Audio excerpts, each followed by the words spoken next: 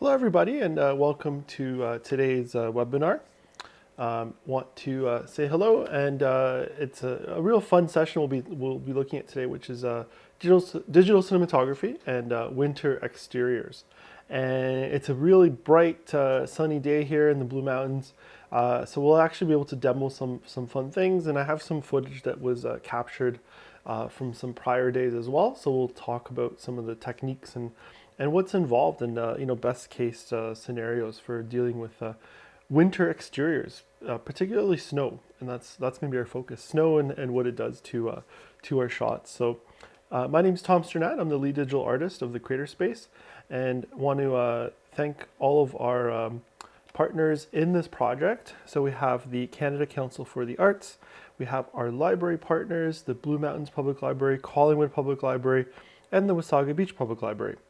And I should note the great thing is now the equipment, the camera will be demoing with, the Blackmagic Pocket 4K camera, is available through our library partners as well. So you can go to our website, tbmcs.ca, and if you're a member of any of the library partners, Blue Mountains has access to the equipment. You can go directly and book it if you have a valid library card, and you can also book it through the Wasaga Beach Public Library, and that's coming soon. So stay tuned for that announcement once it's available.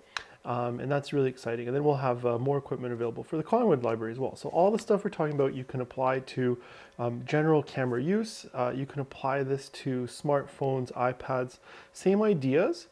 And then some of the more manual specific things will apply more for the manual lenses and the camera that we're using, the Blackmagic 4K pocket camera. And again, the principles do relate to all kind of motion capture imagery. So that's the great thing. It really applies to a broad spectrum of what we're dealing with. So winter exteriors are quite beautiful, but they can be very challenging. And that's just because of a lot of different factors. And that's what we're going to explore today.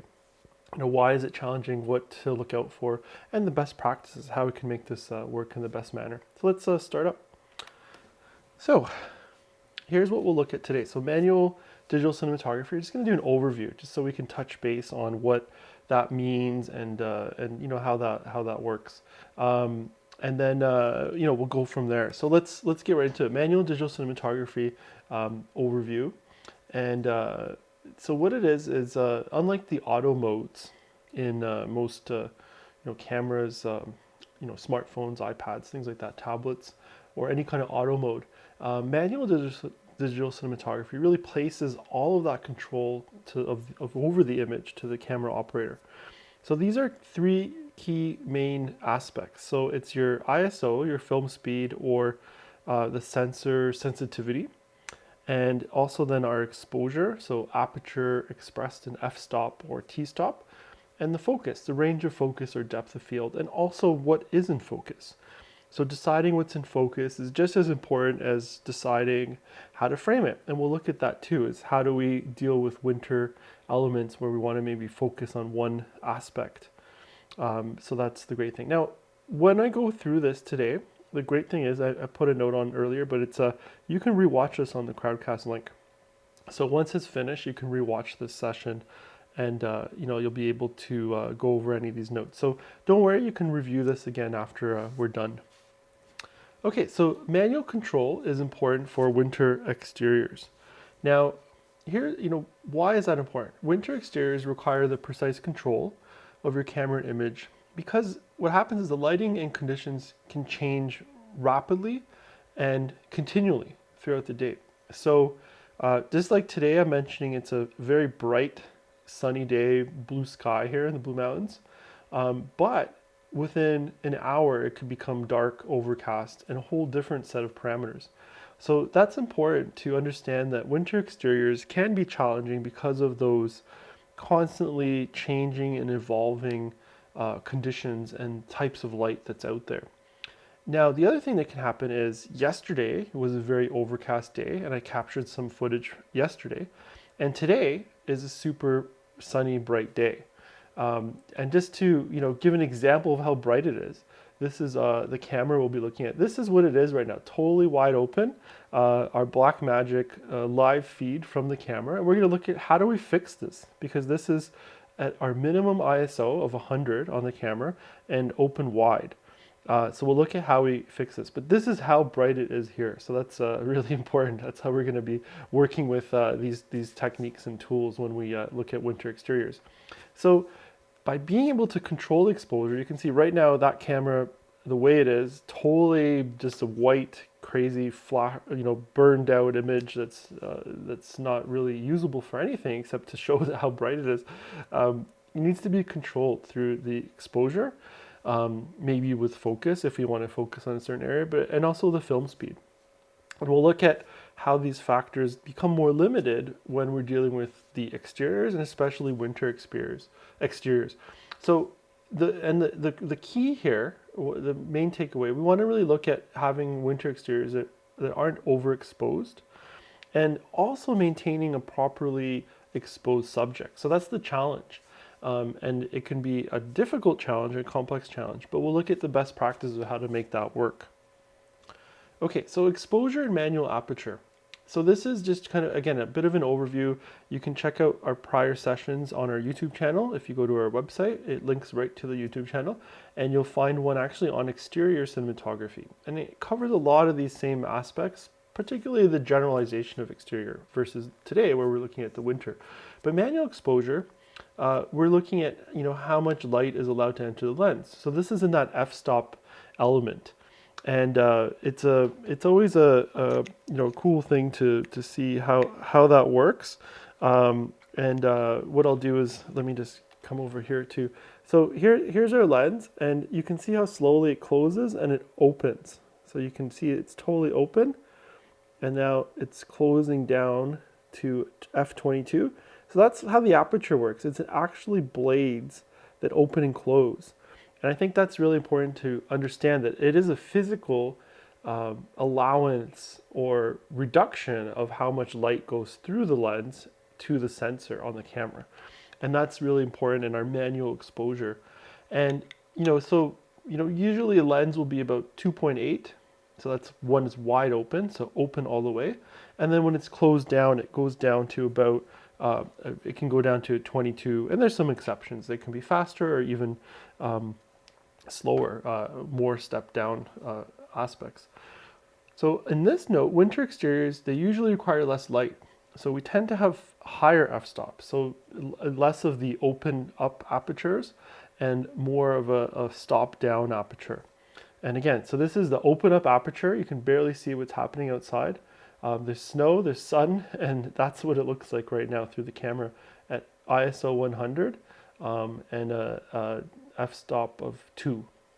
So that's really important to think of, is now, we need to be able to control that. So that's what happens with manual exposure, is we can have it that overexposed. We can also have it properly exposed where we can see the image. And then there might be additional tools that we need, such as filters, such as an ND filter. And we'll look at how we can add those in our demo. But an ND filter is basically just like putting like a sunglass shade, like these can be two sunglasses.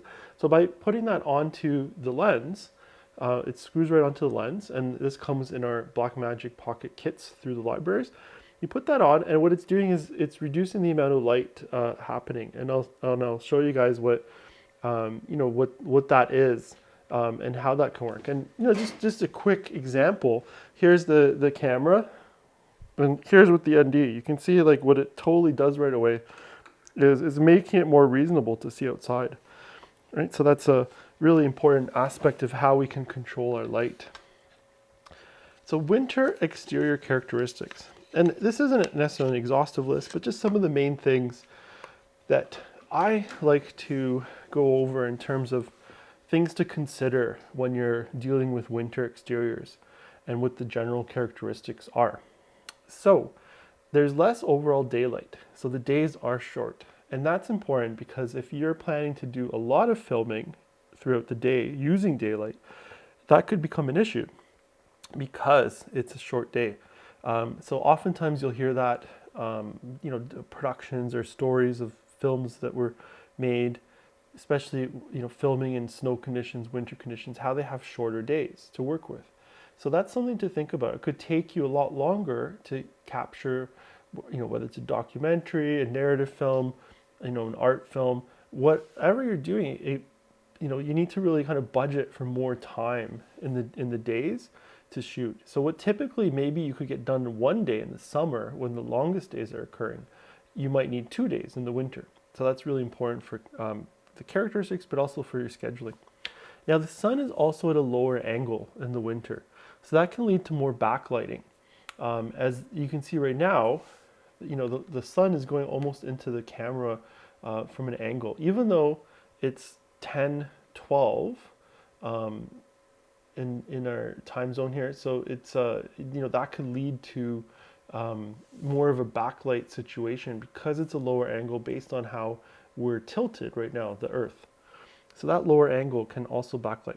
Dawn and dusk can provide ideal times for wide shots or establishing shots since the sun is less strong and it's not playing a role. So this can either be, sometimes it could be before the sun comes out, it could be also after, and those are what we call magic hours. So, the 1 hour before the sunrise, the 1 hour after the sunset, you can still see stuff, you can still expose, and that can give you shots without the sun in play. And what's really cool about that time, especially with snow, you can really brighten that up and make it look like it's, different times of the day. By not showing the sun, you can really work with that. Or even when the sun's up, if you're not seeing the sun, the sunrise, sunset, if you're avoiding that, you can get some really nice light still because it's early on and it's not necessarily as bright. So those are some ideal times to work with. Overcast days. Now that is one of my favorite situations. And the overcast days, they're ideal for a full day of filming since you can film in these conditions without major changes in the lighting.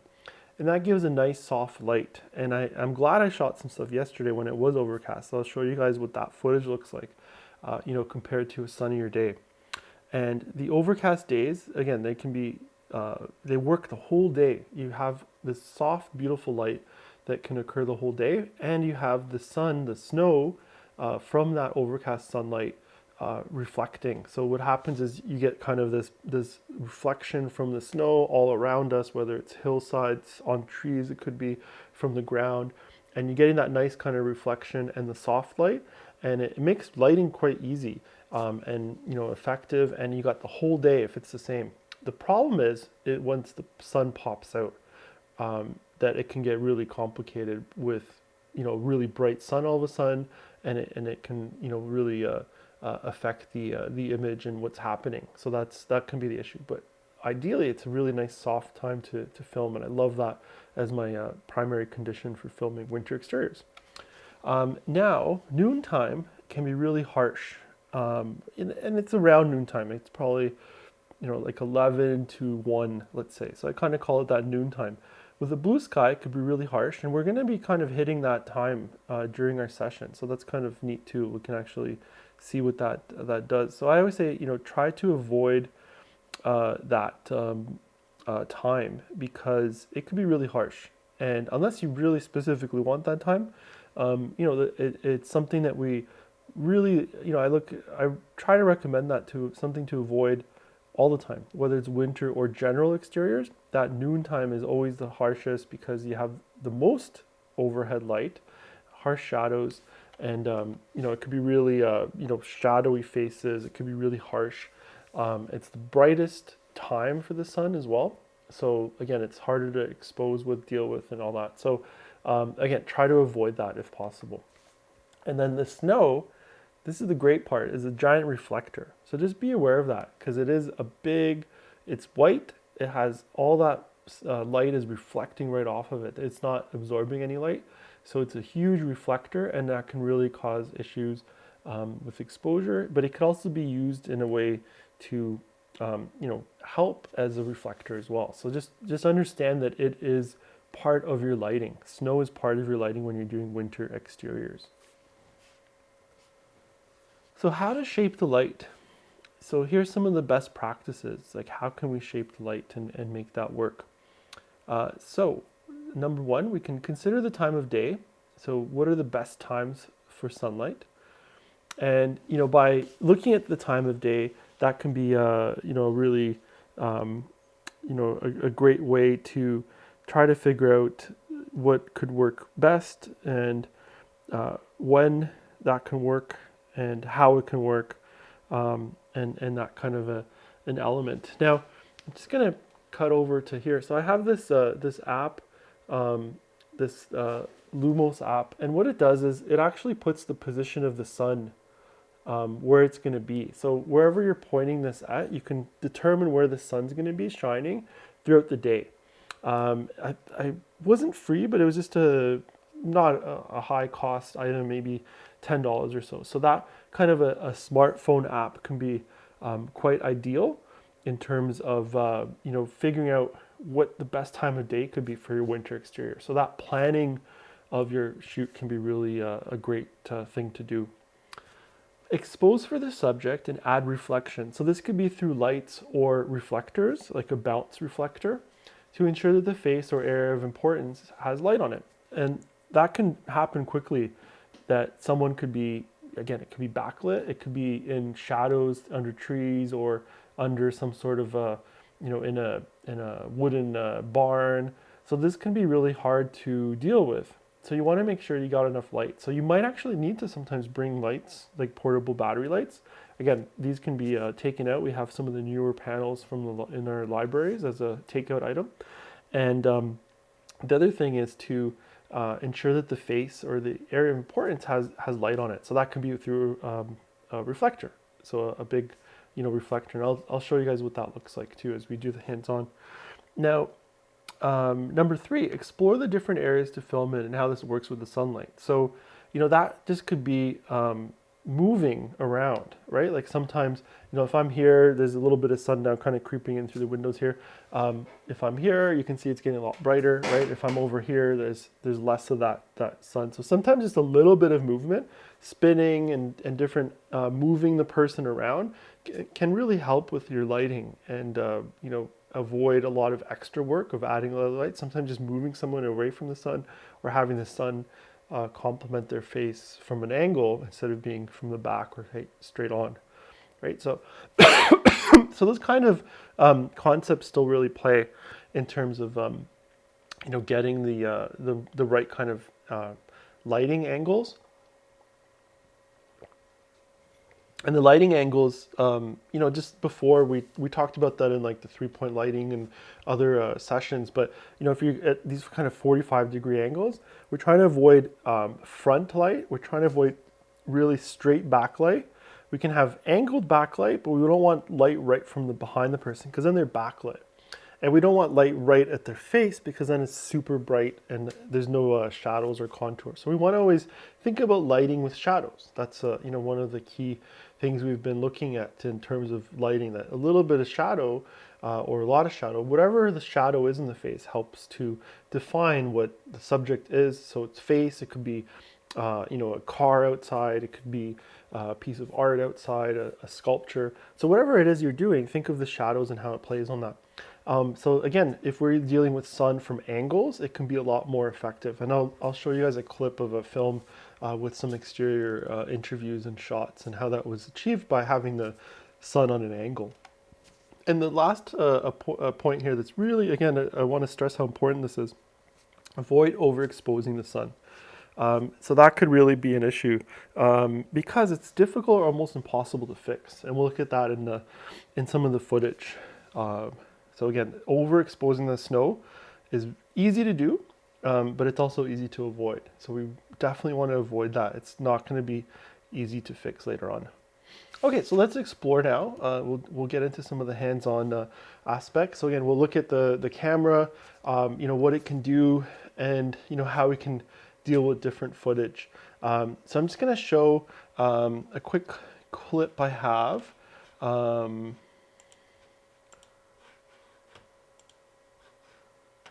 I had it here ready. Yep, here we go.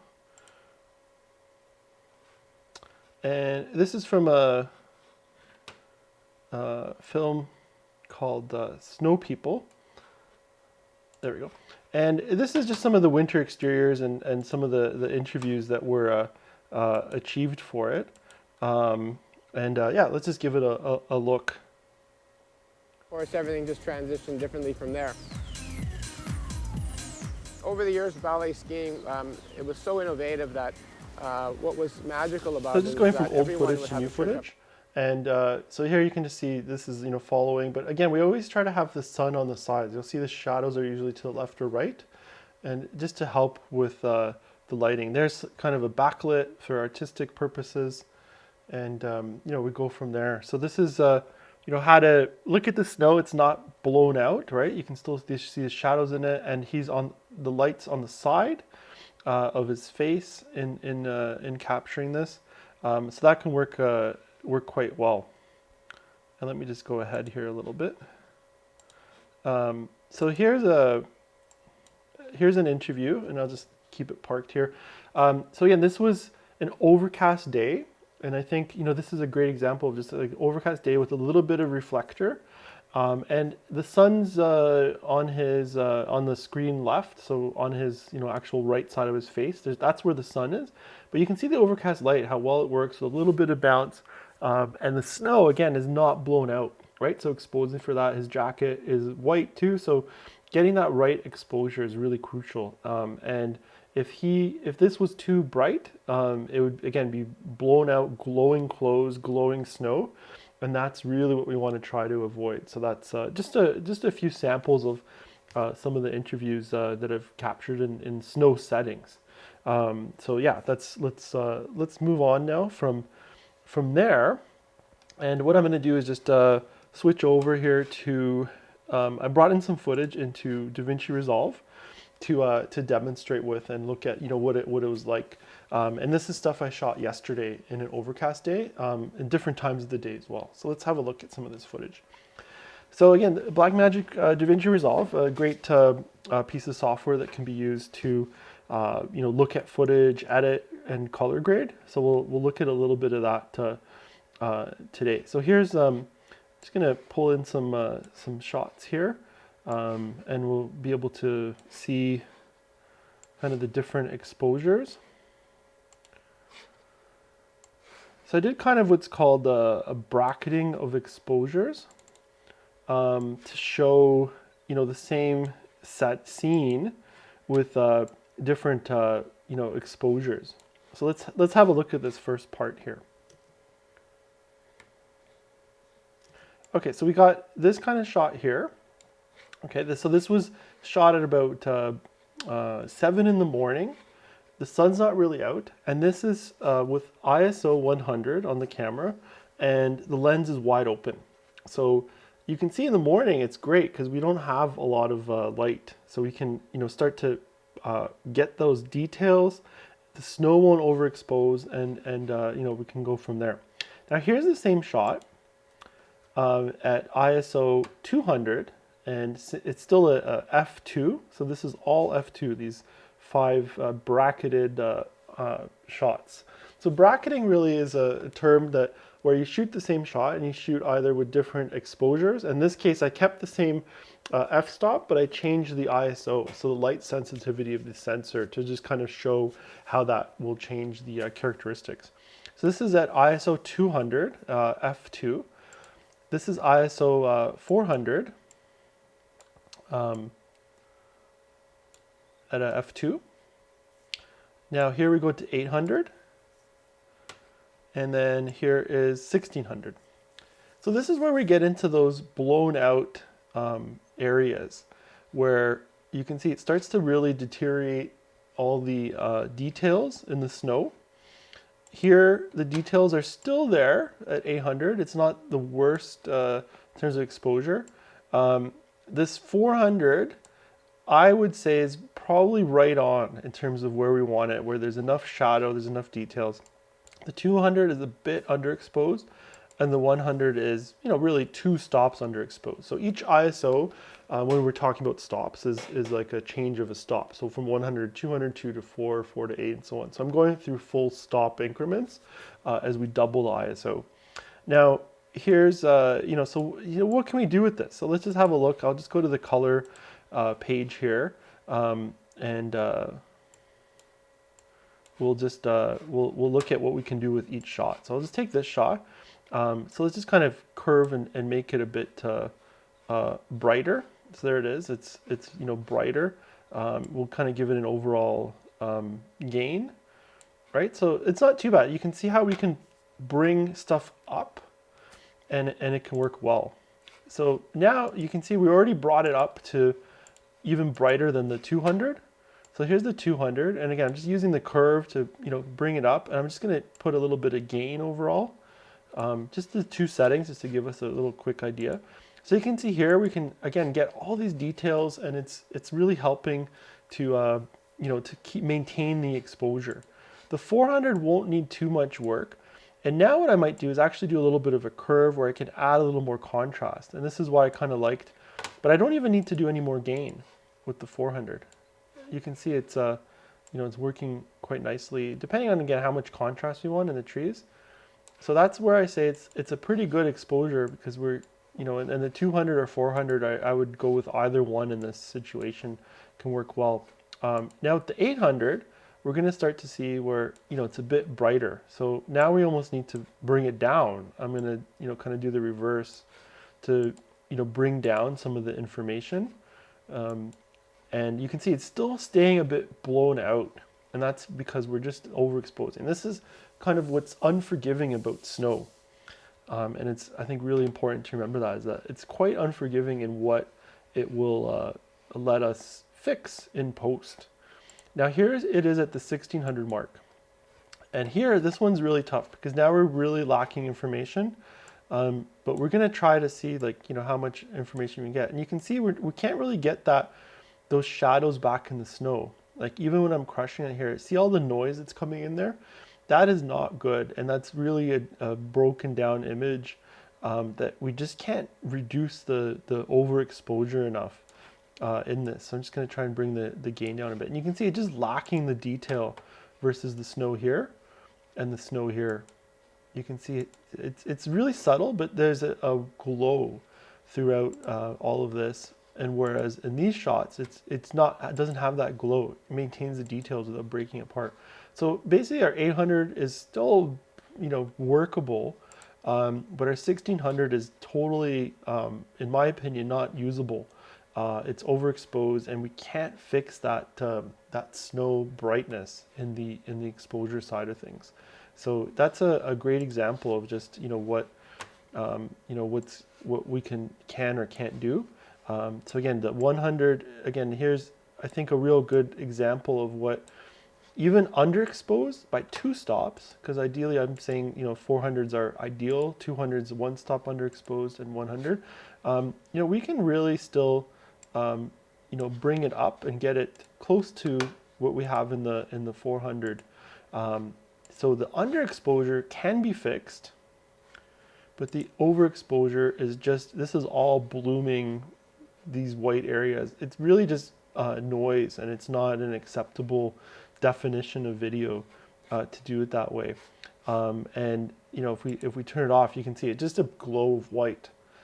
So really a deteriorated image, and not much we can try to do with it. Fix it to make it presentable, but just technically it's really not an acceptable exposed image. Okay, so now let's move on to, I have some more samples here. So here's some more samples of different shots that I did yesterday. And I think I wanted to use yesterday because it was an overcast day, just to kind of give that idea. So I'm just going to pull these all in from some different exposures and what was done.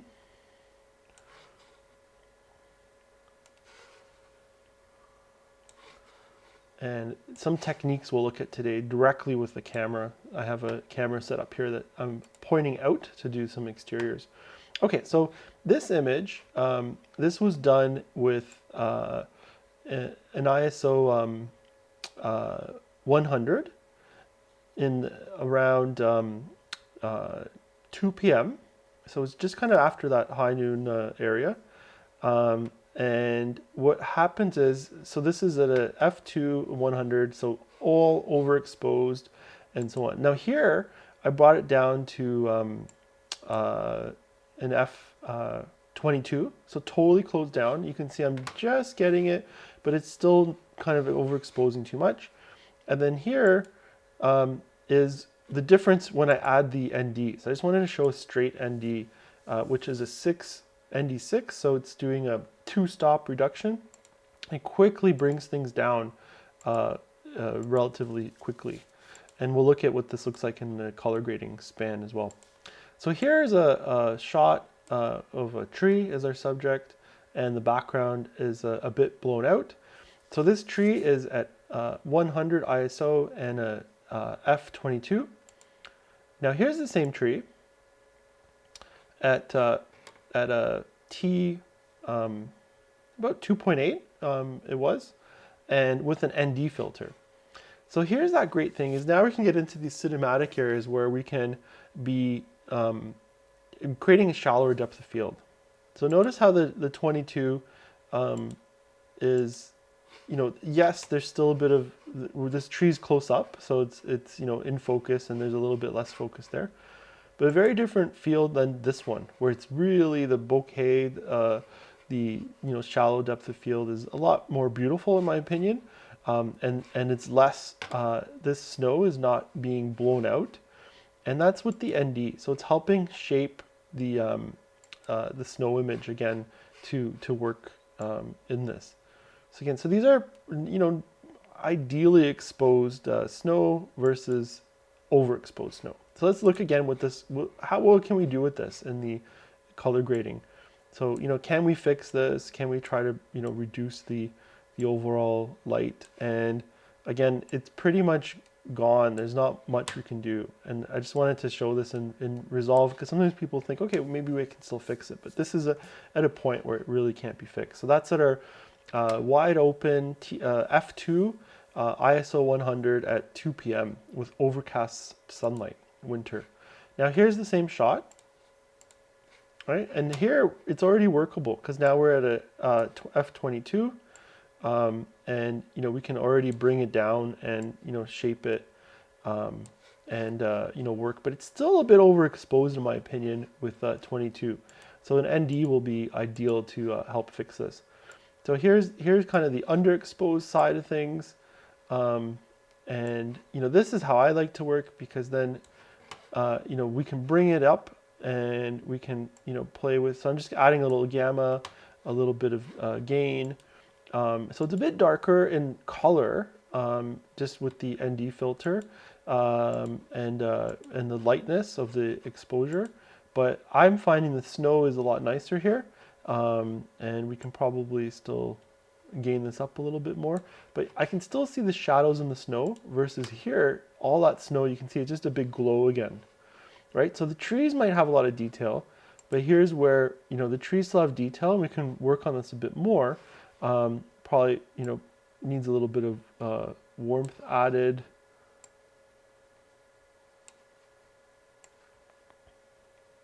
But we're still getting, there's beautiful, these shadows here in the actual snow, versus here it's all gone, right? So this is the same shot with the ND, and it's not going to always be perfect. Like you might say, I like the exposure of the trees, but the snow's blown out, right? So again, we have to get a good balance, and that's really crucial in winter exteriors, is that balance.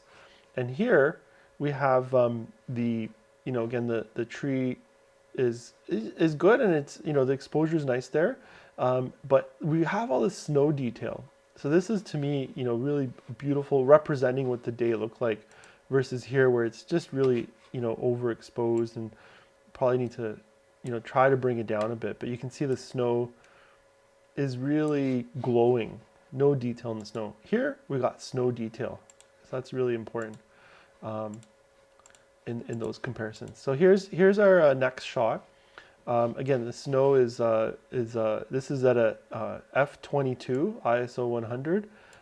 Really trying to make make the tree subject work, and there's going to be a bit of the glow in the background. Now here is with the ND filter.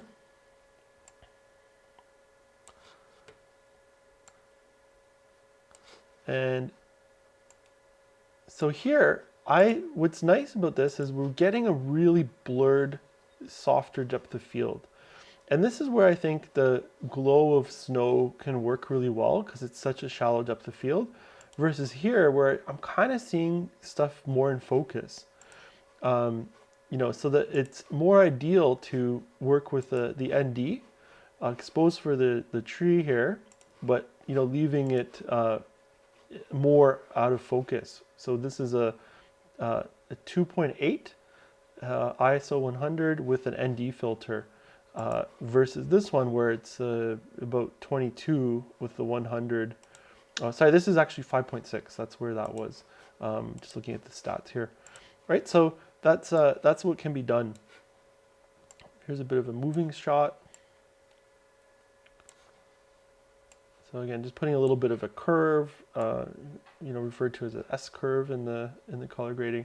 So again, we're gonna struggle a bit with the details of the snow because it's like what has to be and this is why I wanted to show this, what happens with the subject and the snow. So the tree is what we're focusing on, but this shallow depth of field is quite nice and golden, and I think that's a really beautiful image where you can still see the shadows in the a bit in the snow. Versus here where it's really, you don't see anything and you're still getting that in this shot here. Okay, so that kind of takes us through some of the overcast concepts and where we can take the different images. Okay, so let's move over now to our camera. This is the one that I have this pointed outside, and so we're just dealing with, this is wide open right now, so we're at a 2. ISO is 100, and now watch as we go down a stop. Okay, I'm just going to go over on this side so I can. Okay, so now we're at a 4. Okay, we're down to an 8, 11. And 22. So that's our maximum close down. So it's 22, ISO 100. So again, you can see the shadows and the snow are coming out quite nicely. So that's really good. So I would, if I don't have an ND filter, you can be stopped down, and we're still just getting it dark enough to what's a good exposure, somewhere around there. We're not blowing out too many things. Now I'm going to cut to another camera here, and this will show us the screen. And what I want to demonstrate here is as it blows out, we have these we have our highlights being shown with zebras, and those glowing zebras are telling us that snow is overexposed.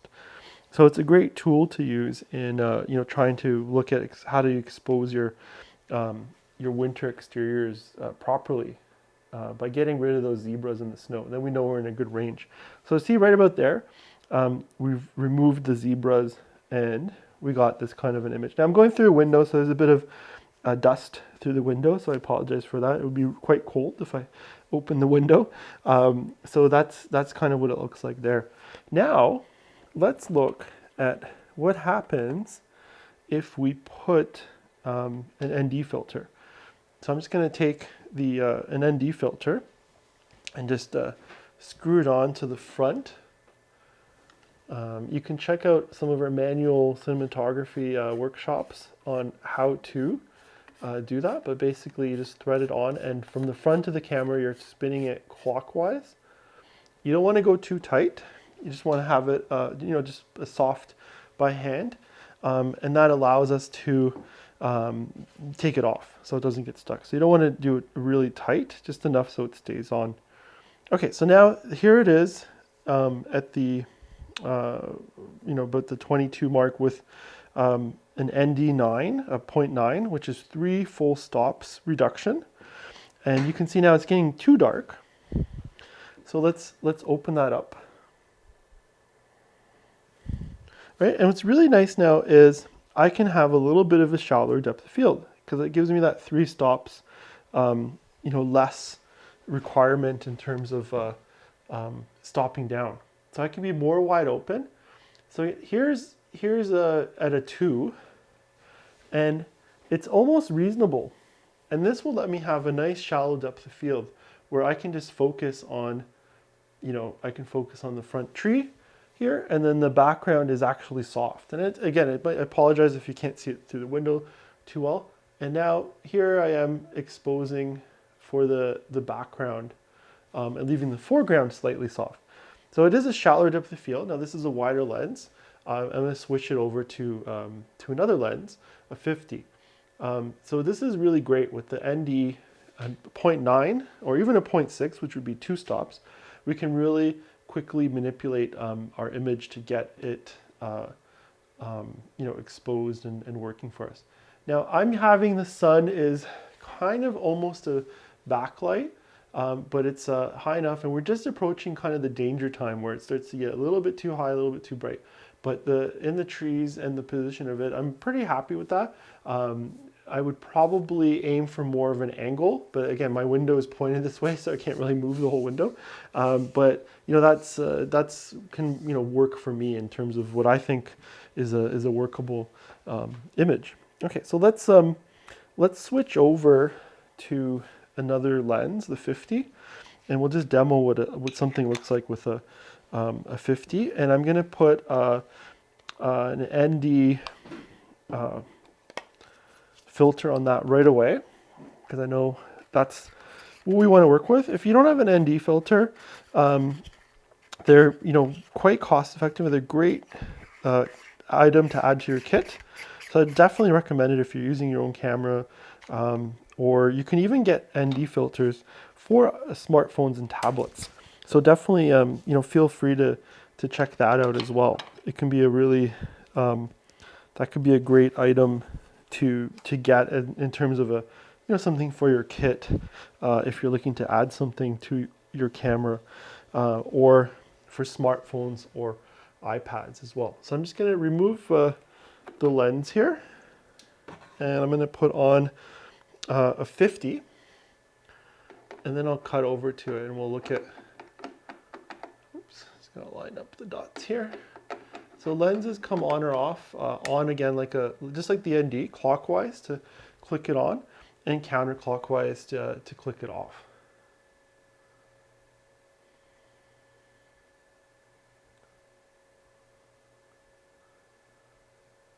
Okay, so here we have the 50, and I'll just cut over to it. So this is quite a fast lens. It's like a 1.5.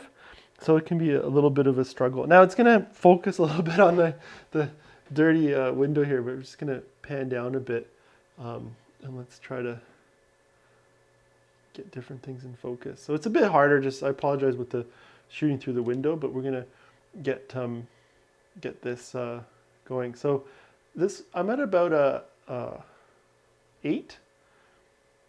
So again, I can have a nice shallow depth of field. So notice how the tree is in focus and the background is out of focus. And again, that's with the ND. Without the ND, I won't be able to do that. So now I have the foreground out of focus and I have the background trees in focus. So this is a real fun way to work with shots. So now I'll just go here so we get a little bit more again. So having different plants in focus. So a bit of the foreground. You can see how it's a softer depth of field, and we're getting quite a nice exposure. You can see shadows in the snow, and again, watch what happens if I overexpose. Everything is just a big glow, and I'm not seeing those shadows anymore at all. And watch as we get into proper exposure. I'm hitting an F8 here, and now we actually can see those shadows. So that's, I think, a really good takeaway here is, if you can see some of the shadows from the snow, you're in a good exposure range of trying to work with those shadows. So that's the main thing, is thinking about using an ND filter to reduce your depth of field, and you can get those really nice shallower shots, or at least at a minimum, making sure that your exposure is working correctly. Okay, so let's going to show one more thing, and then we'll have some time for some Q&A. So in terms of what can we do with a reflector? So we have these reflectors available through our library kits as well. And so they're just like a disc and it folds up. And what it does is it basically adds a reflection to the face. So look at my face here. You can see it's adding some gold. Here it's adding a reflection like that. So look, again, this is just like our snow. So if we're backlit, I can take, so here's the sunlight. I'm redirecting it into my face, right? So that's without and that's with. So reflectors can really help add that. So you can use it on the white side. There's a gold side, so I can do this, right? Look how much light I can add just by redirecting the sunlight into my face that would be otherwise a bit darker, right? So this is, again, available through the library's reflector option is really great to add that extra last bit of lighting you might need for your subject in winter conditions. So again, you'd want it, if this is kind of a side light, you don't want to go too backlit, but if the sun's kind of behind them, try redirecting the sun back at them to the face, and then we can have our face exposed like that. Perfect. Okay, so let's take some time now for questions. You can ask questions directly in the Q&A section. And here, let me just pull up the slide here. So yeah, Q&A, I'm just going to read through if there's anything here. So I have first question here. Does the ND filter always reduce the depth of field by the same amount or sometimes not an option? So yeah, good question. So the ND filter is reducing the amount of light entering the camera. So what that does is it allows you to open up more. So it's either, usually 2 stops. So 0.6 is 2 stops, 0.3 is 1 stop, 0.9 is 3 stops. So depending on the number of the filter, our kits have 0.6, so 2 stops. So 2 stops is quite a large amount. That is the difference between the example I showed from the footage I shot that was 1600 ISO down to 400. So from something that is unusable and technically, not fixable, to brings it down to 400, which is then a perfectly exposed image. So that's really the key, is that it's helping you expose properly. And I find that, an ND can help, really achieve most exteriors. I never have encountered something where I needed more than the ND. To just get us down to proper exposure and so on. Now you can add more or get even stronger ones. Like there's a 1.2, so there's 4 stop ones. You can get more. I mean, technically you could even stack, or if you had another filter that reduces some light, like a UV, like a polarizer filter, takes down a couple stops. That could be something that can be used as well, and that takes can further reduce how much light is going through. So you can go down to 4 or 5 stops. So again, it comes down to the type of lens for depth of field. So longer lenses will have a shallow depth of field, and the wider open it is, the shallower the depth of field. So we're trying to, with the ND filters, instead of going at 22, which has kind of an infinity focus almost of everything being in focus, even taking it down 2 or 3 stops can help us reduce the shallow and create a shallower depth of field. So that's really what we're trying to achieve. The other thing is ISO. So the Blackmagic Pocket camera, the one that we demoed with here, is native. The lowest it can go down to is a 100 ISO. So we're kind of stuck with that. But some cameras can go down to like 50. So that can be used as well to further reduce how that works. So again, let's look at the just demo through this again. So if we have, again, this is our wide open. This is sorry, f 1.5, so totally blown out. Here's a 5.6, so we're at about 3 stops, and it's starting to get workable. And here we hit 8. Here we're hitting 11, and here we're hitting 22. So it's too dark, right? But you can see by just opening 2 or 3 stops, and we definitely have that shallower depth of field. Versus here, more stuff's in focus. Plus, it's just too overexposed. So with winter exteriors, we're really, the main thing here is that um, we're kind of at the whim of what the exterior is, and exposing is our main objective. Proper exposure, so that our image, is properly exposed. But working on the the artistic things, the shallow depth of field, and so on, is something else that we can work on in terms of subject placement and the lens choices. So the 50 will be shallower than the 16 that we started with in the beginning of the session. So right now the lens that I'm using on is a 50, and the one before that we were demoing was the 16 millimeter. So kind of from the wide to the close to the longer lens, to the 50 millimeter. Yeah. Okay. So yeah, that's perfect. So thanks for joining us.